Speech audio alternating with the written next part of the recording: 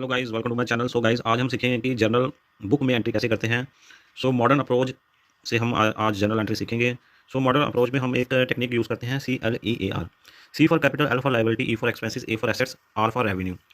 अगर capital, liability और revenue अगर इंक्रीज होते हैं, अगर कैपिटल इंक्रीज हुई, लाइबिलिटी इंक्रीज हुई और रेवेन्यू इंक्रीज होता है, तो हम उसे क्रेडिट में डालते हैं। अगर ये सभी डिक्रीज होते हैं, हम उसे डेबिट में डाल देंगे। अगर इंक्रीज हुआ तो क्रेडिट में, अगर डिक्रीज हुआ तो डेबिट में। कैपिटल, लाइबिलिटी और रेवेन्यू, कैपिटल, लाइबिलिटी और रेवेन्यू को हम एक सेक्शन में रखेंगे और अगर ये इंक्रीज हुए तो क्रेडिट करेंगे, अगर डिक्रीज हुआ तो डेबिट करेंगे।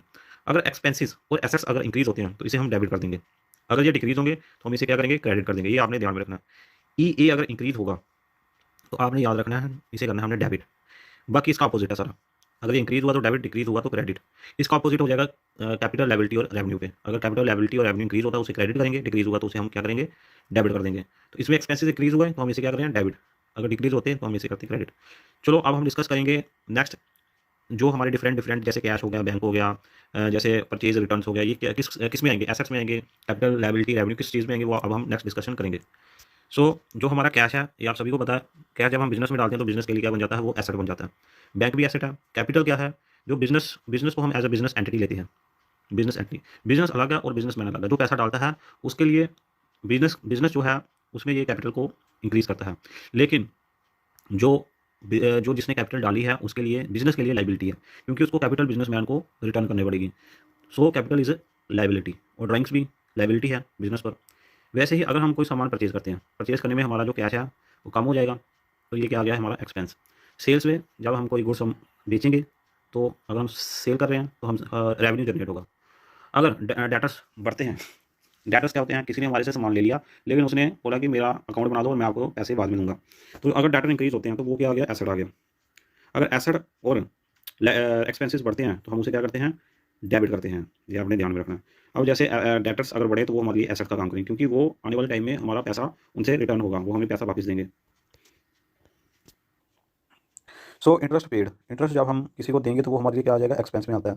डिस्काउंट रिसीव्ड, डिस्काउंट जब हम रिसीव करेंगे तो हमारा रेवेन्यू बढ़ेगा। सो रेवेन्यू, ये रेवेन्यू में आएगा। आउटस्टैंडिंग सैलरी, सैलरी हमने किसी को देनी है लेकिन दी नहीं है तो हमारे लिए वो लाइबिलिटी है। सर्विस उन्होंने दे दी है लेकिन सैलरी नहीं दी है तो वो हमारे लिए लाइबिलिटीज़ है।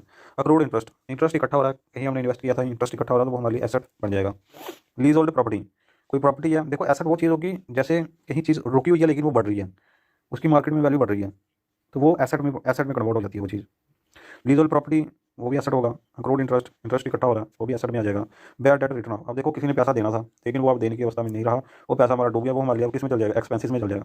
देखो जहाँ तो एसेट बनता है, जहाँ बनता है एक्सपेंस। डेप्रिसिएशन होगी, चीज़ की वैल्यू कम होगी, मशीन ने घिस गई है तो वो डेप्रिशिएट होगी तो एक्सपेंस में वो बन जाएगा।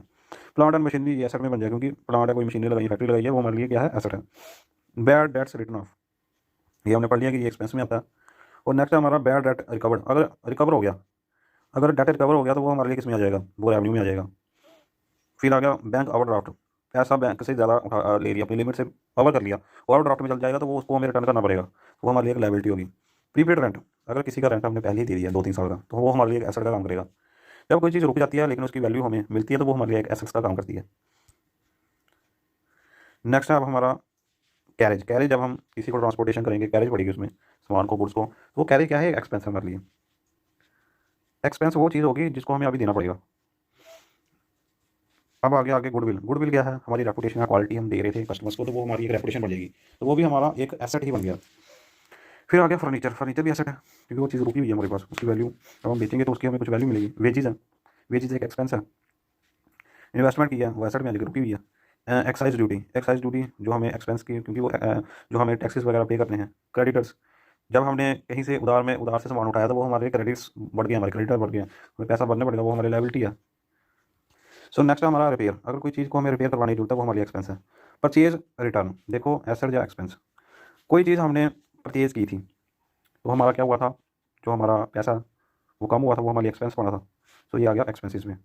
परचेज की हुई चीज़ हमने वापस दे दी तो वो हमारे लिए क्या आ गया, परचेज रिटर्न, तो हमारे एक्सपेंसिस क्या होंगे, कम हो जाएंगे क्योंकि चीज़ हमने वापस कर दी है। जब एसेट्स और एक्सपेंसिस कम होते हैं तो वो क्या होता है, हमारा क्रेडिट होता है, CR। अगर ये बढ़ते हैं तो हमारा क्या होता है, डेबिट होता है। नेक्स्ट हमारा सेल्स रिटर्न, कोई चीज़ बेची थी लेकिन अब वो हमें वापस आ रही है। जब हमने बेची थी, सेल्स की थी, उसमें हमारा रेवेन्यू बढ़ा था, अब रेवेन्यू कम हो जाएगा, जब रेवेन्यू कम होगा तो आपको पता ये हो जाएगा डेबिट। कैपिटल, रेवेन्यू और लायबिलिटी जब बढ़ती है ना तो उसे हम बोलते हैं क्रेडिट। अगर ये कम होती है तो होता है डेबिट। तो इसमें सेल्स रिटर्न में हमारा सेल्स जो रिटर्न हुई, रेवेन्यू कम हुआ, रेवेन्यू जैसे कम हुआ तो हमारा बन गया डेबिट। अब आ गया प्रीपेड इंश्योरेंस, ये भी एसेट्स का काम करेगा। बैंक लोन लायबिलिटी है, एडवांस इनकम, इनकम मिल गया, सर्विस देनी है, लायबिलिटी है।